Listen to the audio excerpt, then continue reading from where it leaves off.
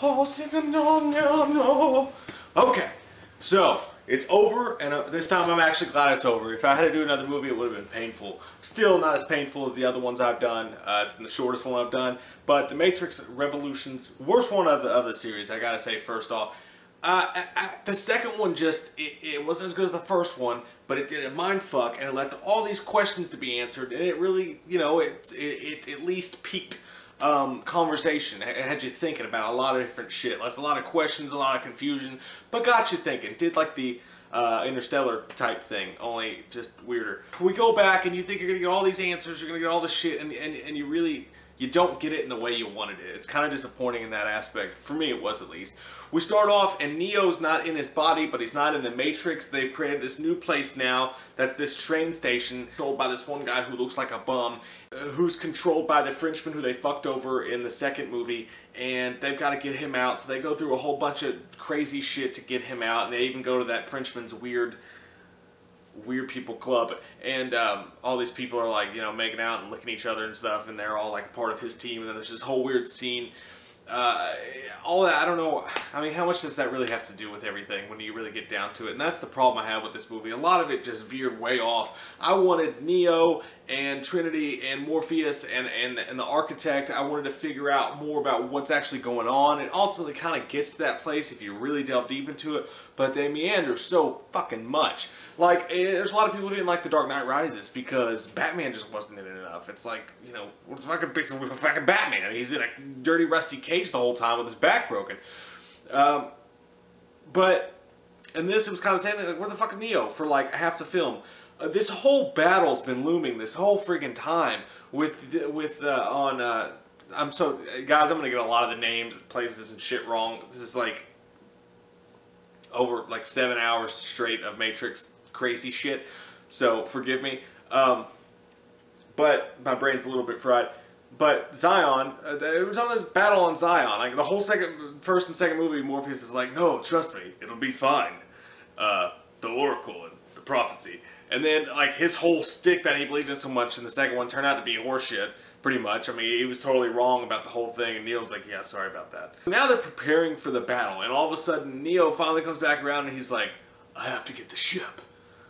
I've got to go. And the guys, they're all like, that's fucking, you know, the typical, that's crazy, it's a suicide mission, you'll never make it, you'll never live, that's pure insanity.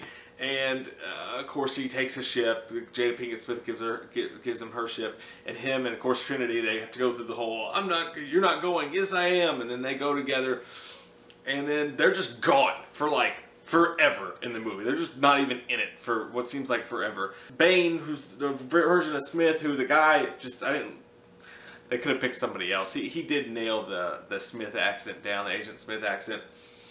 Goes crazy, and that whole thing was kind of underwhelming. It's like, I would have liked it if he just didn't blind Neo, just for the sake of the whole movie. If he didn't fuck up Neo's face and like make him blind, I thought the whole thing would have ended better. I just didn't see the necessity in that. They're gonna have a battle later on anyway. You didn't need that epic or attempt at being epic, and what it was. It was kind of cool when he hits him with the golf club or whatever it was, and he sees him as fire or whatever, but don't really see the point in all that again. Like, if we're going to see this movie, like, it's going from A, the first movie, B, to C. And it seems like right before C, they were like, let's go to LPQ and loop back around. And it's just like, I just wanted them to focus on the shit I was already invested in. Instead, after all that, and Neo and Trinity get on the ship to go off, and a really cool scene, actually, when Agent Smith goes to take care of the Oracle, that scene was really cool.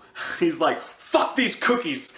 Fuck you and your bacon. Why'd you make these goddamn cookies? And he starts to lose his shit like you would in that situation. Like, well, if you know I'm going to take the candy, then why'd you offer me the candy? But if you knew I was coming, why'd you put the fucking cookies there? And I'm like, because cookies are fucking good. And like, that's not good enough. And it's this whole fucked up crazy scene, and I love watching Agent Smith lose his shit several times in this movie. Now, as many parts as wrong with this movie, Hugo Weaving should have got an Oscar for this, if not the first one.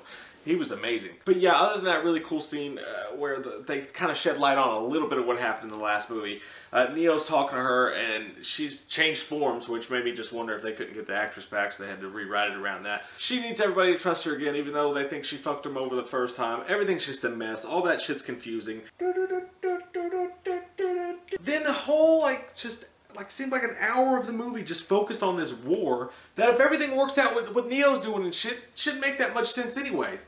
The whole war that we spent 2 movies trying to avoid because the humans have no chance against the machines apparently, we spent all this time on, and Neo's not even there. We bring out all these characters who you've barely seen, haven't seen, never really cared about, like the subsidiary people, plus just like faces of people who are, yeah, we were on this ship too. And they try to give them real quick backstories, and then we have this whole huge war scene, which don't get me wrong, the special effects were cool, but that's not what I wanted. I wanted answers. I wanted cool shit to happen. I wanted stuff that I was invested in to happen, and it was just this whole just like war scene. It was just like action, action, action, action, action, action, action for like what seemed like forever.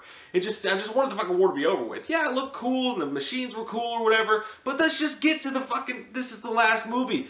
And you fucked my mind for like 6 hours. I want answers. I want to get deep into the answers. I don't want to like have them thrown at me the last 5 minutes of the movie. I don't care about this fucking war. That should have been like in the background somewhere. Instead it was the forefront of the whole movie. Neo and her get to the machine place, to the land of the Terminators and Octopus Electronics. And they go over there and they get in, and Neo without his eyes just blowing shit up left and right, and that was badass. And it's like, why didn't you do that to begin with?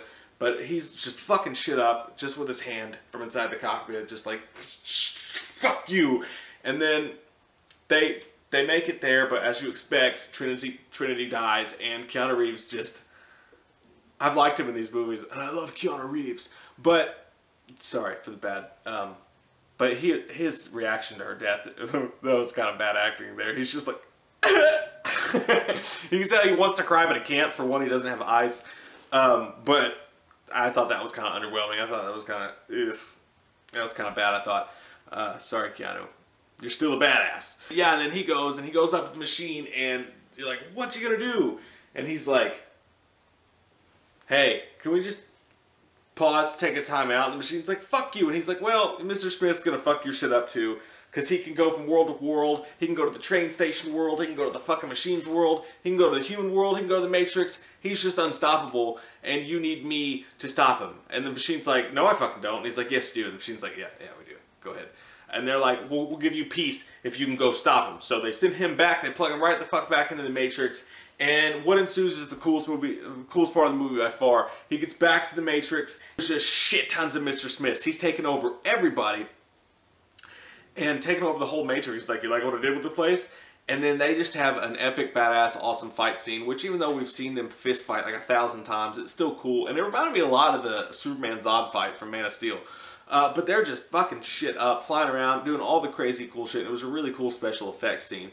But then, right at the end of it, right when you're starting to be like, okay, how long are you guys just going to punch each other? Seriously, someone's got to do something. Step your game up, because the punches obviously aren't killing anybody.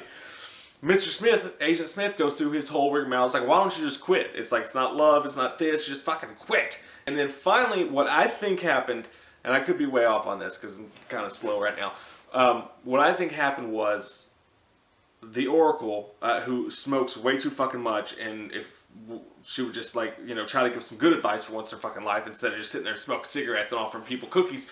Anyway, the Oracle, her first problem is she should have been like the Oracle in 300, by the way, where she's like just naked, just like this hot naked chick, but I digress. What I think happened was the Oracle, and personally I think that when Agent Smith went to her house before, when the whole cookie scene, and went and fucked her shit up, I think just like Neo became a part of Agent Smith, I think somehow the Oracle worked her way into there. Because like he said, she knew he was coming there, and she still made the cookies. And she's trying to give Neo these hints. If you notice, when she's talking to him, she says, or when Agent Smith's talking to Neo at the end of it, he's telling him to give up. He doesn't call him Mr. Anderson. He calls him Neo. He's never done that. So Neo picks up on this and realizes she's the Oracle through Agent Smith, when he's like, what the fuck am I saying, is telling him to quit. Because like she said in the beginning of the movie, they're yin and yang, and they cancel each other out. So when Neo lets Agent Smith take him over, boom, they both fucking die. Neo turns into one of the bad guys from The World's End and shoots flashlights out of his shit. He dies, but when he dies, I think that the Matrix resets itself. There's a peace now between the machines and the humans. They're going to let them live in harmony, and there's no need for the one, because there's nothing, it either didn't reset or it repaired itself. Either way, there's sunshine now, Everybody's fucking happy except for the architect, who doesn't give that much of a shit. He just kind of walks into his spaceship with his cult or wherever the hell he's gonna go, and that's the end of the movie. I know that might be shoddy, that might sound shoddy to you. It was shoddy to me. I don't fucking know if I'm wrong, but that's what I think happened. That's the best I got. Tell me if I'm wrong below. I will say I enjoyed watching these 3 movies. The last one, way too much on the war and the shit. I just wanted more. The ending, really, the last movie, I liked the train station scene. I liked the, I love the big fight with Mr. Smith at the end, and I love the scenes with the Oracle when they actually kind of explain shit for a little bit. Other than that, it was like an hour and a half of other shit that, and people and characters I didn't give a shit about. Trying to make me care about it. Like, I've seen war movies before. I know that, you know, so-and-so wants to fight for so-and-so, and the general goodness of people and all this shit like that. I didn't need all that. I wanted answers for the cool ideas that they gave us, not the shit that I've seen a million times before. So, this movie, I give it a 7. I guess I give it a 7. Just because it had some cool shit in it. And in the Matrix own fucked up way, it answered some questions, but I don't know if I can give it a pass for that. I think they kind of answer the questions, but the Matrix, it's like a different fucking language, I guess. Maybe I'm just hard of hearing, but in their own weird-ass way, I think they answer their questions. This whole trilogy brought out some really cool freaking ideas. I love some of the just batty nut shit stuff they did, even though they've got terrible sense of like fashion and one-liners and sunglasses. That's the Matrix. It's its own world and its own weird little thing, and you gotta appreciate that. So this version of Man vs. Movie is complete as expected. Man won because it wasn't that hard of a challenge. Better movies than usual, and only 3 of them. So comment below, guys. If you were in the position, what would you do? You know the scene where I can't remember the guy's name, but like I said, the dude who played Ralphie in Sopranos is sitting there with the steak, and he's like, "Ignorance is bliss. I just want to stay in the Matrix and not know about all this other shit." Even though somewhere he's in a little tube with shit connected to him, he doesn't know, so he doesn't care. What would you guys do? Would you choose the ignorance is bliss route, or would you go live in a dungeon cabin and eat slop until hoping that crazy-ass Morpheus over there figures something out? Comment below, let me know. I'm pretty sure I would just live in ignorance. I mean, fuck it, right? I love steak, and that steak looked really good. We watched a movie. Yeah. We watched a movie.